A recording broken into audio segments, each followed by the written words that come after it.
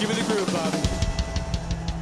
Hello and welcome to another episode of Taking Notes with Ken. I'm your host, Ken Sheehan, and today our guest is Bobby Borg. Bobby, it is so great to see you. It's been a lifetime since we've seen each other, about 13, 14 years or so. How you been? Right.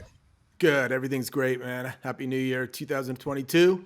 And good to see you after these 14 years. Yeah, I know, right? Well, let's hope this 2022 is a good year. We had a pretty shitty year with COVID, but looking forward to possibly some good things this year. So Absolutely. But yeah, thanks for taking time out. We went through some reschedules, and yeah, finally got you here. So it all We're worked here. out. But Yeah, good deal. That's the important thing. Yeah, happy to be here. Yeah, so we're gonna talk a little bit about who you are and your past and how we know each other and all that, and just kind of take it from there. So Sounds perfect. for everyone who's watching and listening, Bobby Borg is a musician. He's a drummer, an educator, and an all-around great guy, and also a author as well. I almost forgot that. So we met back in 2007, 2008 at Musicians Institute. Bobby was a instructor there, one of my instructors. I graduated in 2008 in the music business program, and that's how we met. So, yeah, and seems like yesterday, doesn't it? It doesn't really seem like it's been 14 years, but Talking to you, it seems like it could have been just like 3 days ago that we chatted. I know. Yeah, absolutely. It's crazy. Time flies. That's why you got to make good use of it, right? Exactly. Yeah, I'm gonna be 50 next year, and it's just I just look back like, where did all that time go? The big 5-0.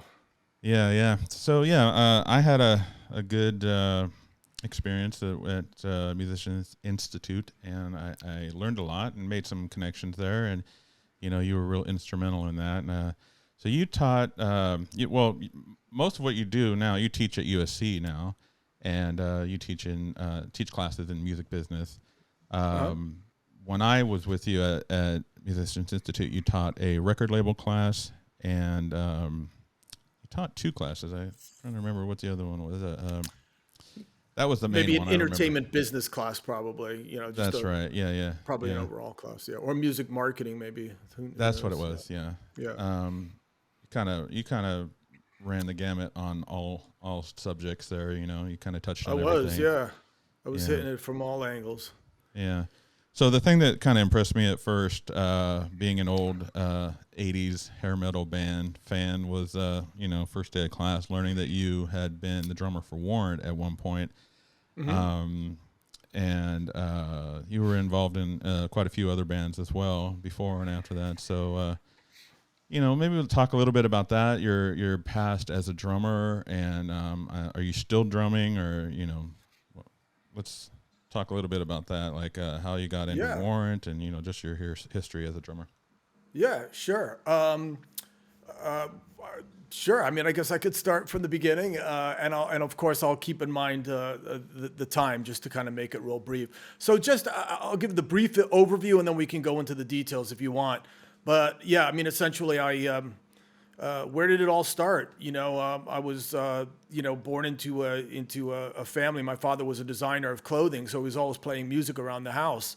So I just started banging on stuff. He got me a set of drums, and living near New York City, I also had access to really amazing teachers, people that played with Miles Davis and B.B. King and James Brown and Sting and all these amazing people, and just started practicing 10, 12 hours a day. They encouraged me to go to Berklee College of Music in Boston. And when I was there, I had this saying. It was called create the clique of the future, which basically means rather than trying to like break into these seemingly impenetrable cliques, it was like connect with all the people right here at Berklee, because they're going to get out of here and everybody is going to go off and do their own thing. And I'm going to stay tight with everybody, and that's exactly what I did. I just made this huge contact database and just kept on keeping in touch with people. And lo and behold, like not much after I graduated, maybe even 2 weeks, 2 people called me. They were like, dude, we're at Jimi Hendrix studio in New York City right now and recording a record with Chrysalis Records with John Luongo, the producer. And dude, you're the guy. We need you, So I just threw my drums in the car, went down there, did the session. that led me to joining a group called Beggars and Thieves, which was signed to Atlantic Records, and we were managed by Coupon Management, hence Metallica and Smashing Pumpkins and the Chili Peppers, et cetera. And we did, same producers as Guns N' Roses' Appetite for Destruction, and same songwriters as, Desmond Child's writing for Kiss and Aerosmith and everybody. And this was my team. And that gave me some really great opportunities. Then I did the whole DIY thing, formed a band called Left 4 Dead. And Left 4 Dead at one point picked up on a tour with Warrant, simply because we were not the same style. We were more like Pantera meets Alice in Chains or something. But I think they wanted that kind of bands to go on the road with them, to kind of brand them or sort of into the transition of grunge, because that's the point when, 80s bands were like almost like being shunned at that point. So, and then as a result of playing every night with them, they saw me playing, and they were just like, when James Kotek left to join the Scorpions, they asked me to, to fly into Maryland. And 2 days later, I'm playing their whole set in front of like a packed house, and that led to me joining the group and doing 2 records with them and helping them write. And so that's the sort of the condensed sort of story as far as my drumming goes. And feel free to break into any of that stuff if you'd like. Yeah, I mean, I remember hearing that story back when I was at Musicians Institute, and I just thought it was fascinating. So going from the background of being a drummer, how did you make the transition into being an educator, an author, writing books about the music industry and music business, and teaching? So how did that happen? Yeah, absolutely. Good question. So, when I was, playing drums, I also was very analytical with everything that I was doing. I wrote everything out and actually authored several drum books as well. So I already was teaching drumming, and I was already serving as kind of a clinician for Berklee as well, going around talking to high schools, telling kids about Berklee and stuff like that. So all of that was already kind of naturally in me. But the whole idea of teaching music business really came from the fact that after being out on the road, it's just like, dear God, man, musicians are so, I don't know what word to use. Just they kind of don't think about business. They just think of music. And as a result, a lot of musicians make a lot of mistakes, or they're unknowing about the business, or they are naive about the business. And I was just like, why is this, And I just looked out into the marketplace, and at that time, mid 90s, there really wasn't a whole lot about the music business yet. There was one book called This Business of Music that was written by 2 attorney guys that literally was not written for someone jumping on a tour bus. Then I think not even the Berklee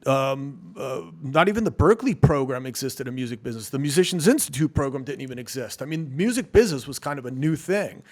So I all of a sudden got this idea. I was like, holy shit, there's an opening in the marketplace here for a book written by a musician for musicians, from the trenches. Here's what you need to know in sort of the musician's kind of language, and written from someone like me that understands what you need to know without all the details, So I started writing that book and put a lot of time and research into it. And boom, Billboard thought the idea was amazing, picked it up.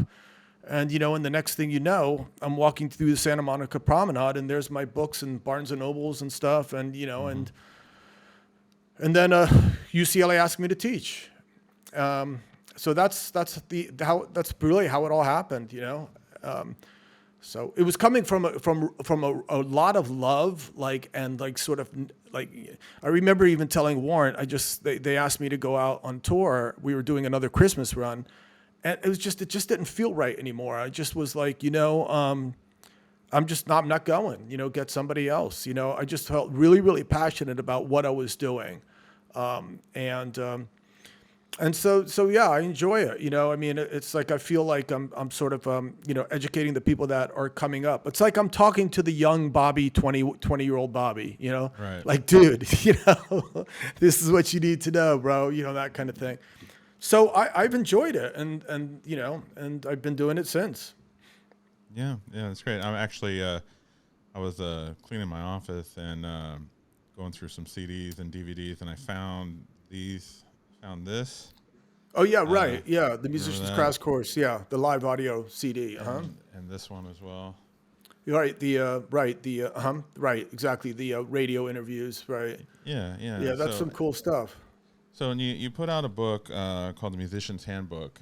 You actually had 2 editions, I believe. Uh huh.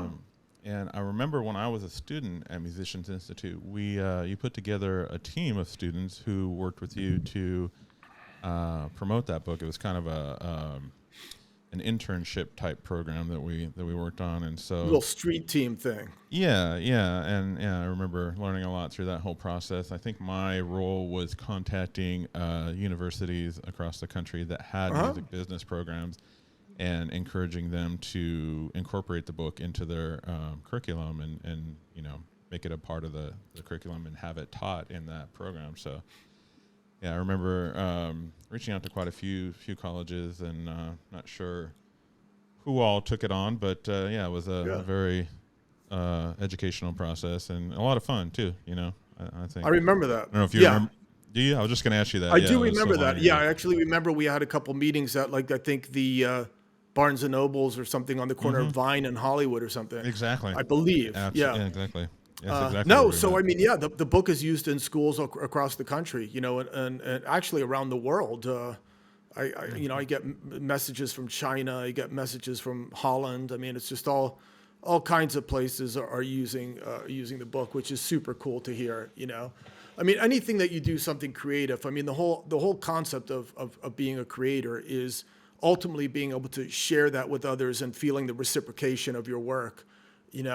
So when you hear that other people are benefiting from tons of hard work, tons of research, and tons of love, it's a good thing. You know what I mean? And that's what comes first before anything else monetary, of course. It's that first and foremost. So, yep, the Musician's Handbook that came out in 2003, and then the second version came out in 2007. In 2012, what we did is we sort of created a derivative work of the Musician's Handbook. So that became then the Business Basics for Musicians, and the first one came out in 2014, I think. And then the second version of that came out in 2020. And the reason why we created a derivative work is because so much had changed in the industry that literally, there were parts of the books and the structure of the book that we carried over in the derivative. But we felt it was necessary. I mean, it was like, 75% of it was different. So we kind of merged that over and then renamed it or rebranded it to be the Business Basics for Musicians. And then in that year, 2014, also came out with another one called Music Marketing for the DIY Musician. And then that second revision came out in 2020. Third revision is coming out soon. There's another one called Introduction to Music Publishing, which just came out. And I co-authored that with Michael Ames of Penn Music Group. Okay. That is super important because all the DIY artists releasing stuff right now that are unsure about their rights with regards to copyright ownership and master ownership. And then on top of that, all the different types of royalty streams that you're entitled to and all the different registrations that you have to do to make sure that you get all your royalties. And, and then dealing with all the producers and other writers on the record, you have to understand, who gets what and what they're entitled to. And so all that stuff is covered in that book. And I can go on with all my I went crazy with the author thing, Yeah. Yeah. And it's been very helpful. Have you heard any firsthand accounts from bands or artists reading your books and saying that, you kind of saved them from getting screwed by them knowing what to look out for and how to manage their business and all that? Yeah, there's typically what happens is usually what happens is I either get an email from somebody that will say, yo, dude, thanks, this book has been really, really amazing.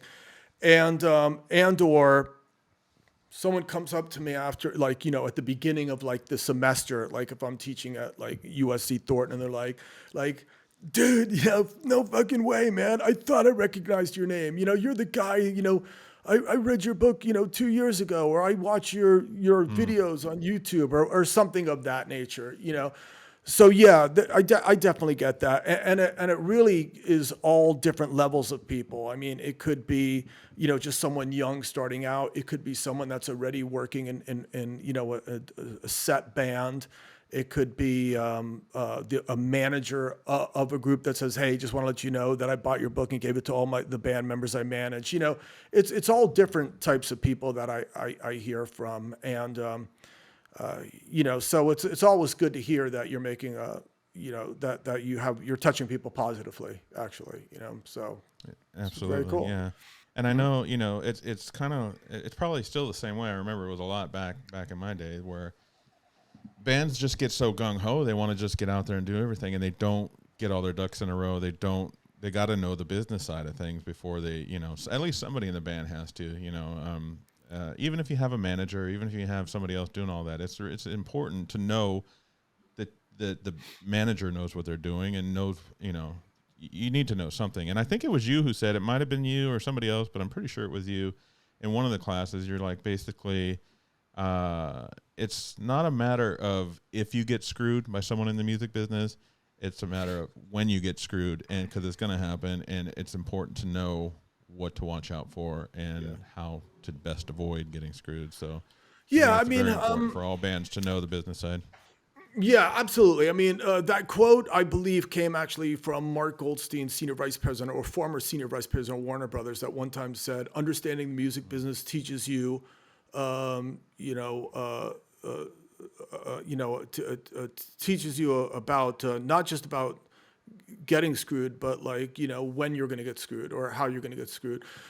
I mean, not to Right. paint a negative picture, but Mm-hmm. ultimately, this is a business where there is a lot of it's a dream business in many aspects, and unfortunately, there are people out there that will take advantage of young musicians and young artists, because they know they're in many cases just so desperate to make it and achieve their dreams that leaves people open for that makes them vulnerable. It's because you want it so badly that you're just willing to believe everything and anything, and unfortunately people prey on that. So I mean, but like in any business, I mean, mechanics, plumbers, I mean, in any business, there's always going to be some people that take advantage of people's naivety.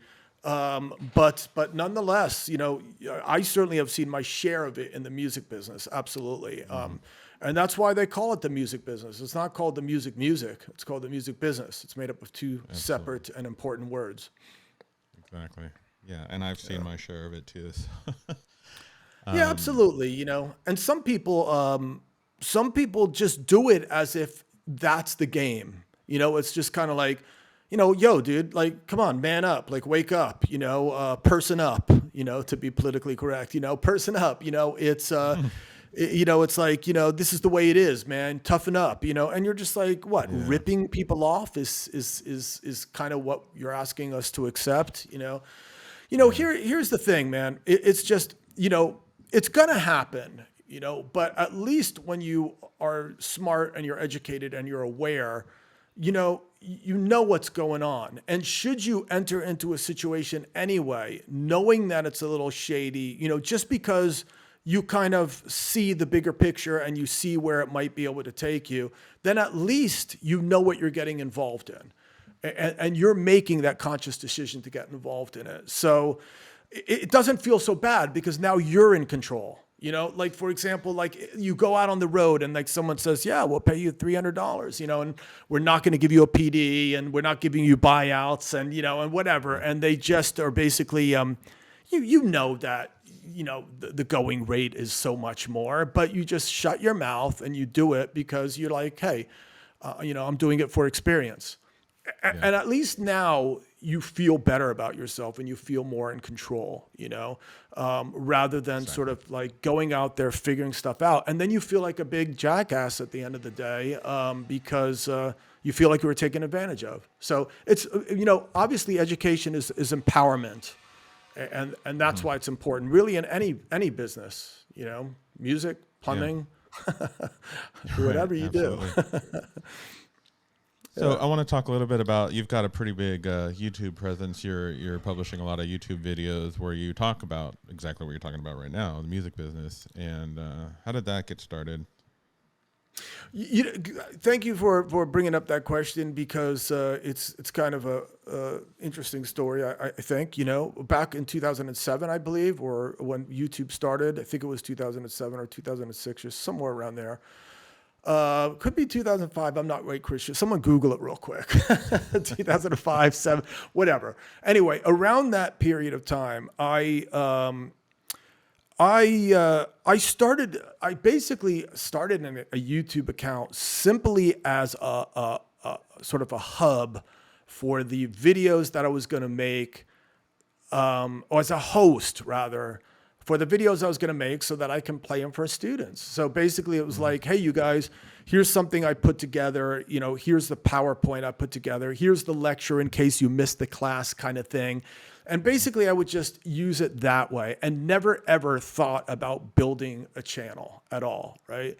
Now, I think somewhere just 2 years ago or so, I just figured, let me actually start working on publishing more regularly, figuring out the whole algorithm madness, Yeah. and just putting out material. And again, it's still the people first in my heart and in my mind is my students, my clients, and just making the world a better place ultimately, and second is, is of course, the more people that you can reach, kind of the better. It's like your ministry. You don't want to just talk to 2,000 people. It's nice if you're talking to 20,000 and then 200,000 and so on and so forth.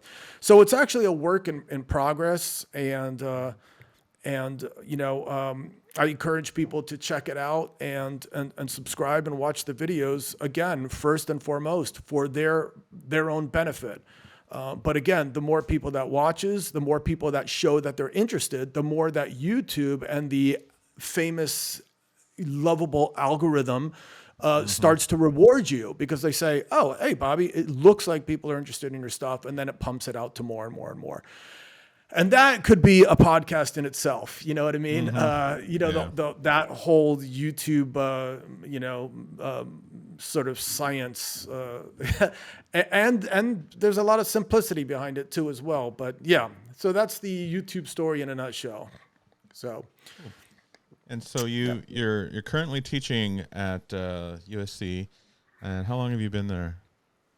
I think I've been at USC now. I think I'm going maybe into my third year there.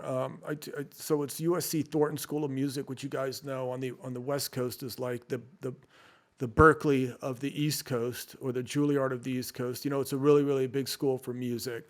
Highly rated. People come from all around the world to go there. And of course, getting into USC is a very difficult school. You have to be accepted, and all the SAT madness and stuff like that. So the students are typically very good students and very studious students and hardworking. And it's been a pleasure to be there. Actually, it's cool, and partially because I'm a Trojan myself. I have a master's degree at USC Annenberg School of Communication. And so it was nice afterwards for them to ask me to teach there, to walk on the same campus where you were taking classes yourself is pretty cool. So yeah, I can digging imagine. it.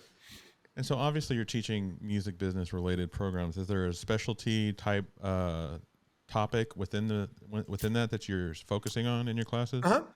Yeah, so the class I teach, surprise, is DIY music marketing, which is basically which is really my book, Music Marketing for the DIY Musician. I mean, in other words, it's like the blueprint, So I remodeled the class and basically lecture, put the students into teams. We market artists. We go through different exercises, write a marketing plan of attack, have guests come in, all kinds of crazy stuff. So it's a lot of fun. Then I also at USC I taught another class called Communications in the Music Industry as well, which was more of a class that taught people how to put together marketing assets, like, how to put together your one sheet, how to put together your bio, how to write a press release, how to prepare for interviews, in the press, how to prepare for difficult questions, conflict management. When someone starts bashing your name on social media, how do you respond? What do you do? Just all kinds of very, very interesting things of that nature. So, yeah, it's been really, really enjoyable. And I also then, of course, as a subset to those classes, I am asked to speak on panels and things of that nature. And those are typically music publishing panels, and music business panels as well. So, yeah, as you said earlier about my time at MI, I was really covering sort of wearing all different hats and covering all sort of different areas of the music business. Yeah, and I remember a lot of the topics you just mentioned. I remember going through those when we were at MI. The music business, marketing plan of attack, and all that, and the indie marketing. I actually think I still have mine somewhere that I wrote for a band as a project, and I ended up managing that band not long. That is crazy. That is so cool. Yeah, I used them as like my guinea pig, I guess, to write the project or to do the project, and I ended up managing them for a while. We got one of the main things I did is like my only little feather in my cap, I guess, with that band in particular was we got a cut on a Disney movie, so made a little bit of money on that, so that was kind of cool. That's huge, man. Congratulations. Yeah, thanks. That was a long time ago. And so, yeah, I mean, once I graduated, I we had talked about this in the past where I was doing a lot of production stuff before I went to Musicians Institute. And then I was wanting to break, not free from that, but just kind of like open myself up to doing other things. I'd gotten more into tour managing. So I, through being a tour manager, there's a lot of, working hand in hand with the booking agent and the manager and the person handling all the press and everything. And so I started getting more interested in that. And that's what prompted me to want to go and study that and get, an actual, some legit training and all that. So that's what led me to Musicians Institute. And I did that for a while afterwards. I managed, I want to say like 4 or 5 different bands, and they were smaller bands. I brought mostly European bands. Actually, I connected with three bands in Europe, and I brought 2 of them over for U.S. tours and booked the whole tour managed them, and dealt with press and all that. And so it was really cool, and it was a learning experience for me. And it being on the level that it was on, it was manageable for me. It wasn't something like, oh my gosh, there's this huge band playing arenas, I don't know what I'm doing. But learning the things that I learned at Musicians Institute, it really, really gave me a solid background to do my job better, as I was out on the road, managing the tours and managing the bands and all that. So it was great. So, but go ahead. Go ahead, please. No, go ahead. So basically, so what you go. You go. What I was going to say real quick was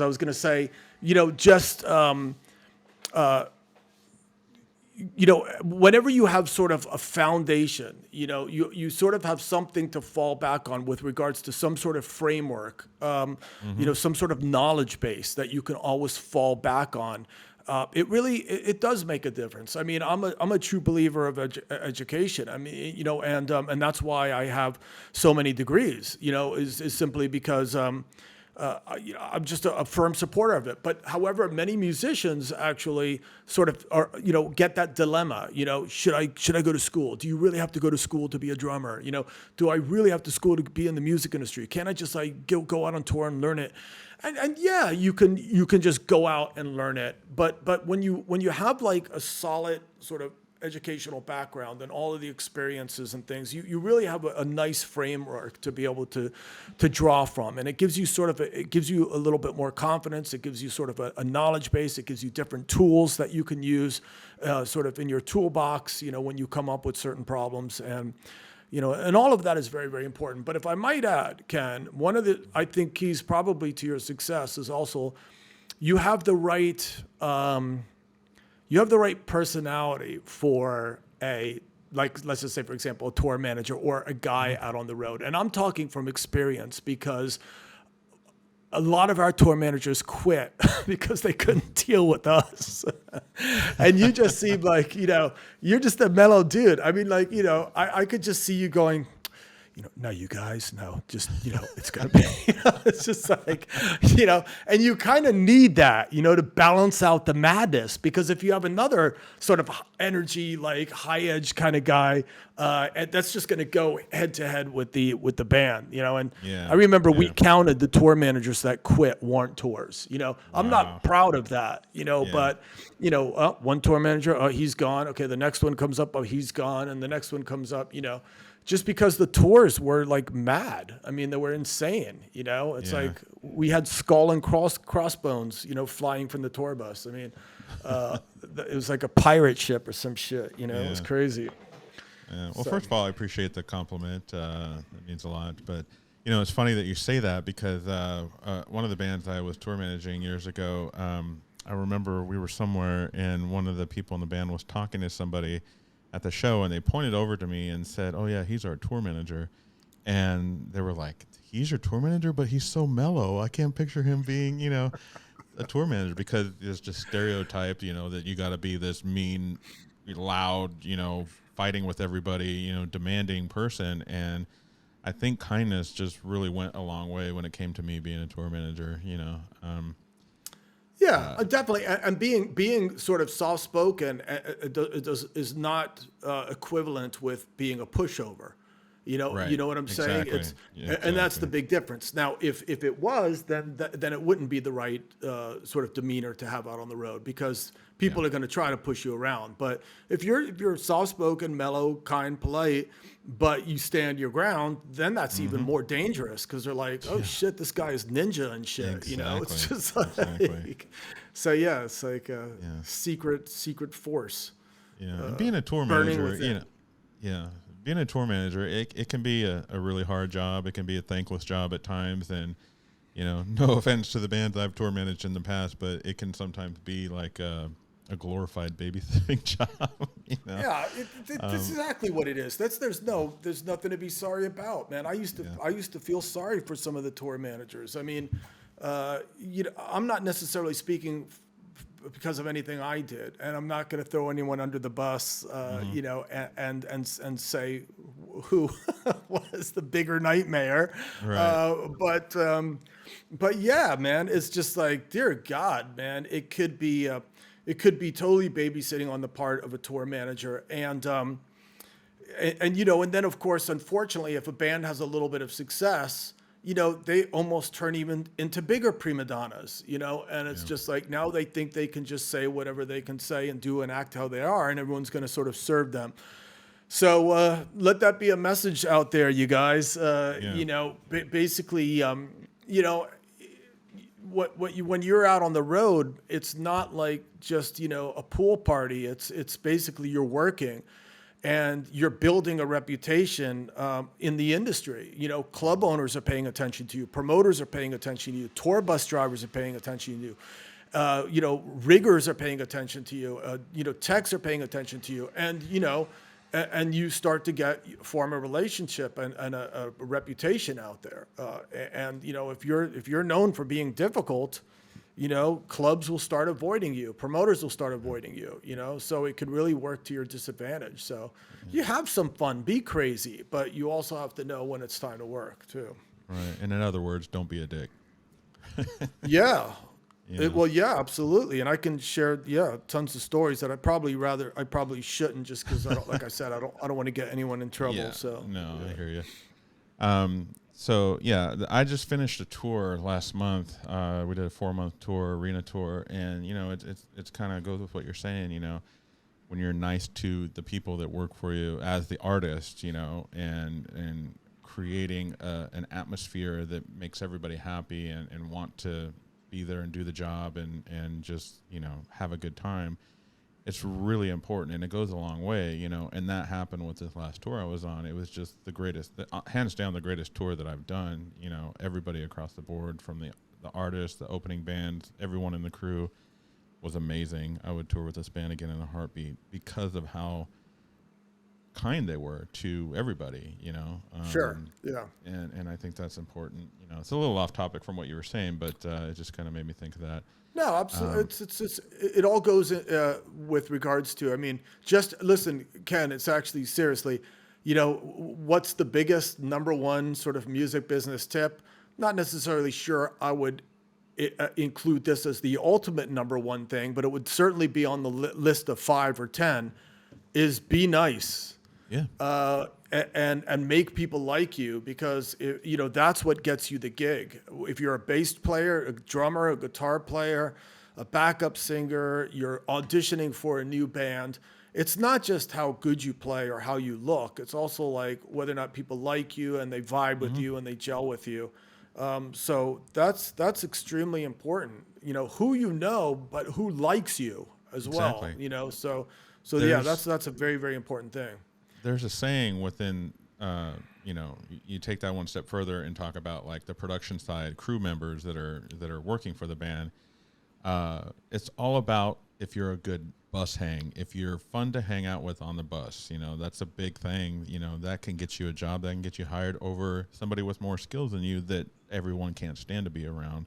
But Totally. if you're a good hang on the bus and people like to be around you, you're a generally nice person, that goes a long way and can get you a job where it otherwise won't, if you're not a It's very nice true. guy, So It's absolutely. When you're on a tour bus, you are in close quarters with a bunch of other people. I mean, you're essentially sleeping on top of each other. I mean, literally, if you know that a tour bus, for those of you guys that never been on one that's watching this podcast, I mean, they're stacked on top of each other, And the last thing you want to know is that you got some weird ass, psycho, tech on the road with you that, it's like you think you might wake up and he's standing by the bed going, with the, I mean, it's like you don't want anyone weird or unfun on the road, So Exactly. yeah, it's very, very I important. always describe being on a tour bus as living in a tiny home with 11 roommates,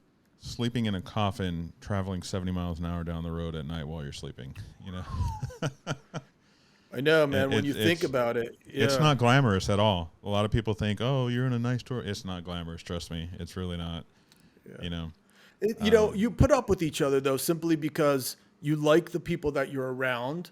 It's Absolutely. fun.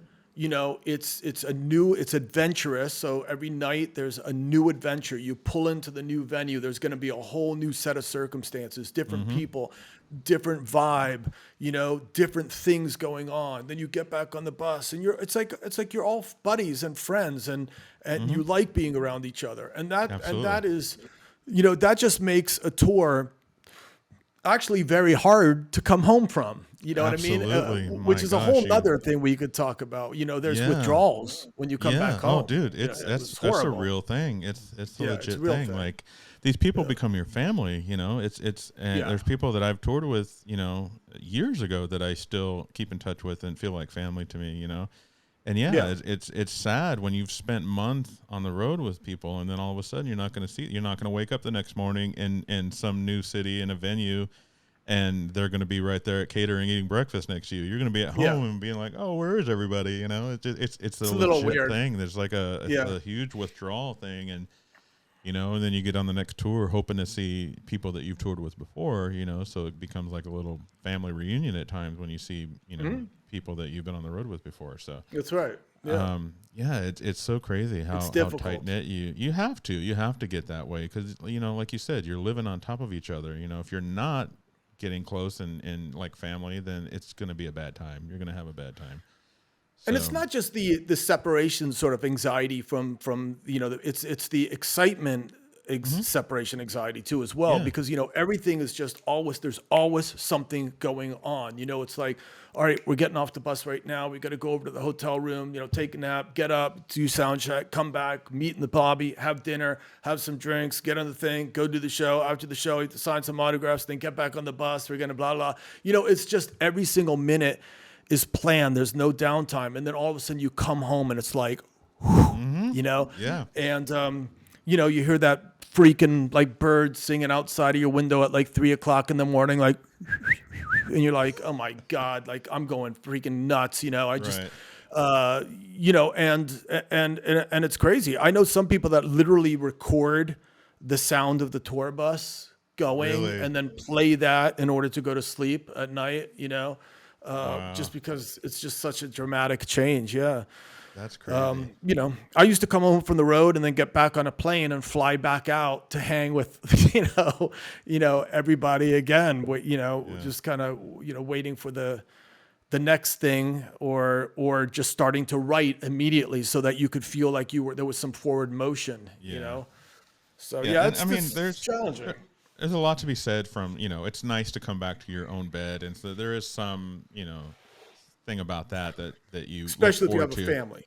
Yeah, yeah, exactly. Yeah. And I'm married now. So before, when I was touring a lot when I was younger, I was just constantly like, let's get to the next tour. I would want to just stop, end one, and immediately go on to the next one without even Right. going home, Right.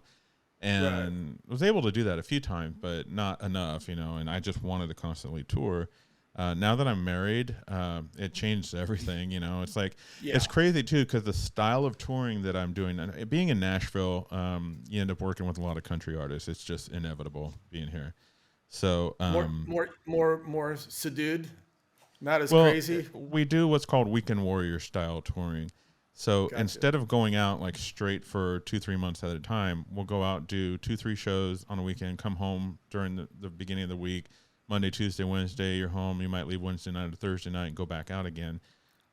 It's very common in the country music touring industry to tour that way. And I never really understood why. I thought it was just because they wanted to be home with their families, that country artists were more family oriented. And it's like, that's weird to think that because everybody, rock bands, rap band, whatever, who's to say they're not family oriented? But what Right. it was, I found out, is that country artists are typically the blue collar type workers, or at least this was the way it was back in the early days. They're all working during the week. They're not going to go to a concert on a Monday night or a Tuesday night. Makes sense.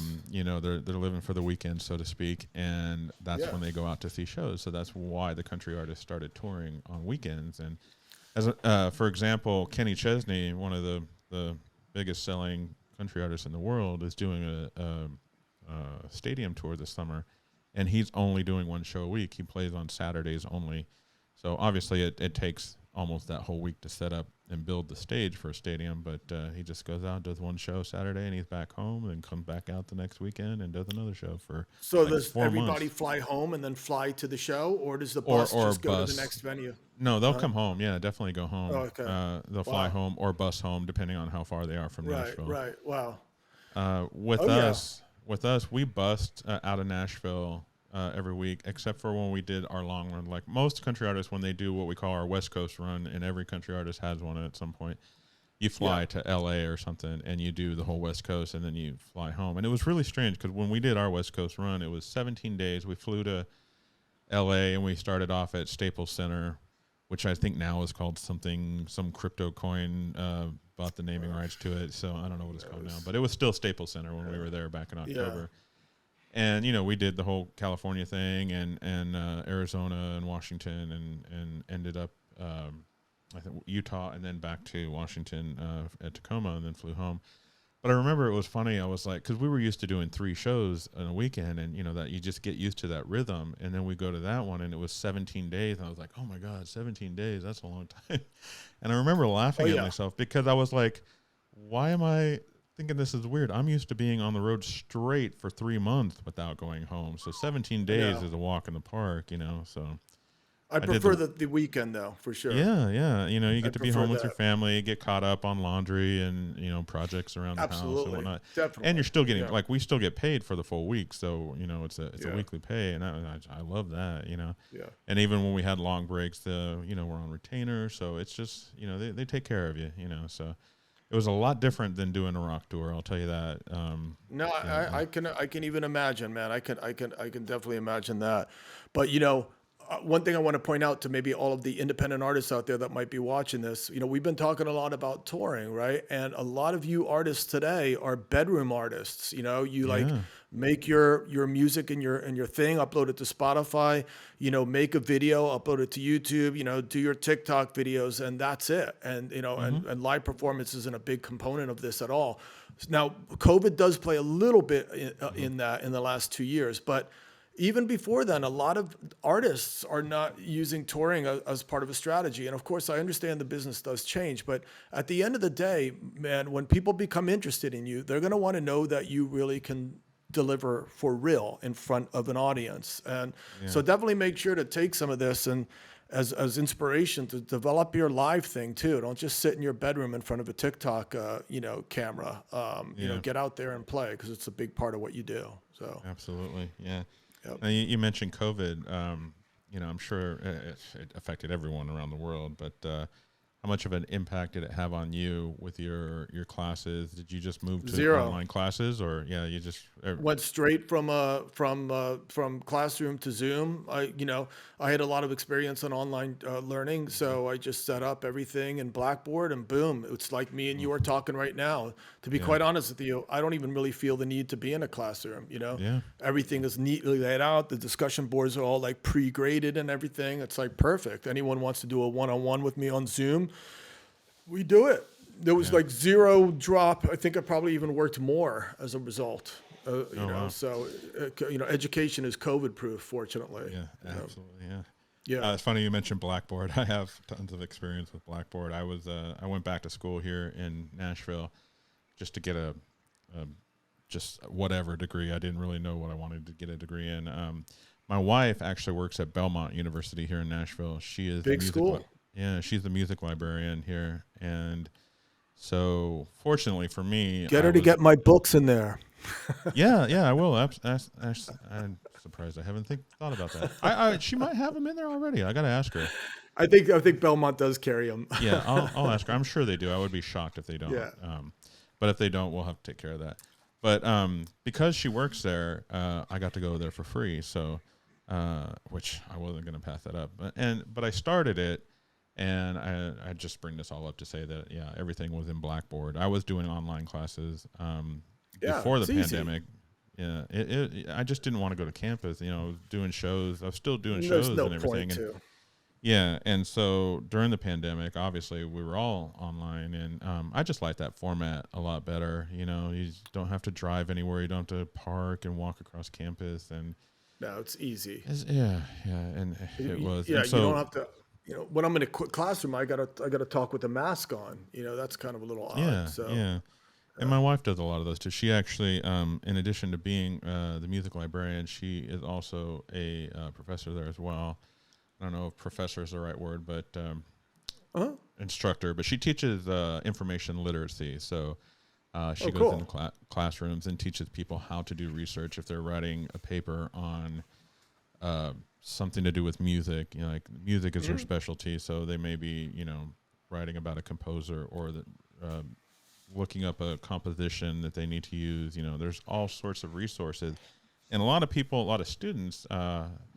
They think, I'll just Google it, and although Google may be helpful in a lot of things, there's so many more resources out there, which I'm sure you're aware of being in academia. Oh yeah, I went to grad school. I'm well aware of the library and the depth of research that could be done in the library. Yeah, and it's I've hung out with many people that do what your wife does. Oh yeah, that's cool. Yeah, absolutely. It's interesting how many students don't really take full advantage of the libraries on their campuses. And if you're watching this and you're a student, go to your library, go find out everything they have to offer, because it's more than just a place to watch, get some DVDs and check out a book here and there. There's so many things there that will be helpful. That's right. So she's also a thesis advisor, so she deals with a lot of students when they're writing their thesis and all that. So, so you guys would probably have a lot to talk to if you ever talked. But she's been there for about, coming up on 10 years at Belmont.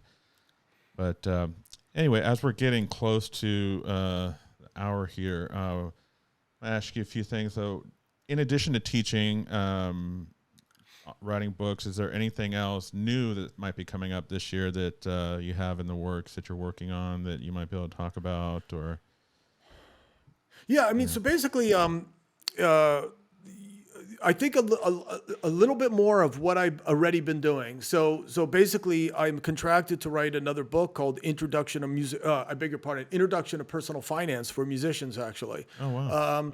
So the whole concept behind the book is just simply that a lot of musicians that make money, unfortunately, don't know how to manage money. And it's not just like invest in this stock, invest in that stock. That's not what it's about. It's a philosophical way of looking at money, of saving, of investing, of putting off, satisfaction for tomorrow, so to speak, Yeah. saving for your future and so on and so forth. And a lot of people really screw this up. Athletes screw this up. Young musicians screw this up. And the last thing you want to do is make a little bit of money in your 20s and then, be working as a security guard in your 40s or something. You know what I Absolutely. mean? Nothing wrong with security guards, but you get the point I'm trying to make, Yeah. So that's kind of what I'm doing. And then of course, just living up to my obligation of teaching at like a top tier school and making sure that everybody's happy and learning something is a huge commitment. So just, digging in and diving in on that and putting a lot of time and energy. And then just continuing to grow the YouTube channel. And then I'm also a big fitness guy. So, just making sure that I stay on my target goals. Make sure that I eat what I'm supposed to eat. Make sure that I put my butt on the bike every day, and so yeah. And the next thing you know, it's going to be Christmas again. You know what I mean, or the holiday season again. Time flies. So Yeah, that's I pretty hear you much what about I have in store for this year. I hear you about the health. I'm doing more to take care of myself lately, and one of our like personal bodyguards for the artist I was just touring with, me and him connected a lot on the tour, and he actually has his own gym, and I started training with him. So, oh my God, the first one, he just kicked my ass. It was an intense workout. And then my wife and I just bought a hydro rower, a rowing machine. It's like, Oh, those are great. the top of the line. Yeah, those are great. rower. Do you have the subscription too for the Yeah. for the Yeah, we classes? do. Yeah. Yeah. And So there's just basically also talk to your guy, but he'll tell you a big part of this is what you eat, what you put into your body, and how much you put in. That's a key part of what will get you where you want to go. So absolutely. Yeah. I'm very, very cognizant of what I put in my body. I'm vegan, actually. Been vegan for a few years now. My wife and I both are. okay. I think my problem is snacking and portion sizes. So that's something I'm working on this year. Those are two things, Yeah. and it's crazy. It's like if you just ask yourself, am I really hungry or is this nervous eating, And Exactly. typically it's nervous eating. You're not hungry, Or just It's boredom really your sometimes mind. for me. Yeah. It's just something to do. And like, you have to ask yourself, am I really hungry or do I just need some water, And sometimes water. Well, that's true too. Yeah, absolutely. You might just be thirsty. And if you guys are wondering, all right, what the hell are these guys talking about? Like, food and shit. It all ties back into your career, Absolutely. because how you feel, how healthy you are, how mentally, with your music and is so important. And when you're out on the road, it's huge because there's so many challenges when you're out on the road, Ken. It's just like, all right, here we go. We're pulling into this restaurant and it's the only one in this town. And, sometimes you have no choice, So I remember that, we would jump up and down when there was a Cracker Barrel because they were the closest thing to like serving a healthy home cooked meal than really anything on the road. Yeah. So, I unless remember you're in a those big days. hotel, that's another Yeah. story. So. Yeah. Yeah, so health is a big part after of this. after show pizza gets really old really fast. Yeah, and it's tempting too, because it's It just is. sitting there and it smells good and it's just so easy to grab it, So yeah, it's a lot more discipline when you're on the road to like be able to maintain a healthy lifestyle, Absolutely. And then of course, if you have a lot of people around you that are drinking, that even makes it more challenging because sometimes they're egging you on to drink too. Yeah. So it can really spiral out of control. It's like a really important thing to think about when you're, as a professional musician. Yeah, for sure. Backing up a little bit, we're talking about your new book. I just wanted to interject. I think that the concept behind that book is, what word should I use? Just, for lack of a better word, amazing. I instantly got excited when you started describing what the book was about, because I think it is so absolutely needed by musicians that are doing their thing right now. You know, it's like you said, you know, it's not about what's talked about. It's not like financial guru advice. It's just what to do to take care of yourself and long term, you know, which is what I'm gathering from what you said. And I see that happening a lot. You know, bands, they just get a taste of success and they're like, oh, we got all this money, our label's giving us, you know, this big advance, let's go blow it on all this stuff. And, you know, and they start making money from touring. And, you know, some of the biggest artists, you know, ended up going bankrupt because they didn't manage their money right, you know. Or getting sued from the IRS or something because they didn't know how to do their taxes right. Yeah, it's actually, it's ridiculous. I know people that have had, you know, the big house and Lexuses and jet skis and are back into barely an apartment, you know. So that's just irresponsible, you know. So right. It's not like, you know, pick these 3 stocks, and I mean these 3 stocks. You know, it's like, you know, it's basically, what is a stock? What is a mutual fund? What is an ETF? What's an index fund? You know, and then, you know, so that you just understand the choices that are out there and how they might relate to your life. But it's not one of those books. It's an educational book to let you know what's going on out there and let you kind of understand a little bit more about what's going down. That's all. Well, I cannot wait to read it, and I'm actually looking really forward to it being done, so everyone can see it and read it. Definitely. It will be a good addition to the collection. Yeah, for sure. Keep me posted about that. So, speaking of that, anyone who's listening, watching, whatever, if they wanted to find you online, what's the easiest way for them to find you on social media and YouTube and all that?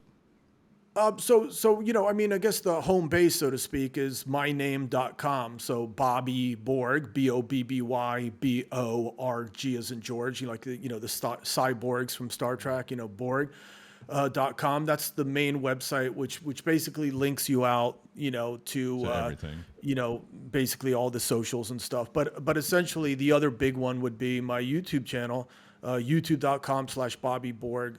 That's probably where the most action is these days. You know, two videos going out, you know, Tuesday and Friday, on a host of topics. You know, they could be people interviewing me interviewing other people, me just talking about a particular topic.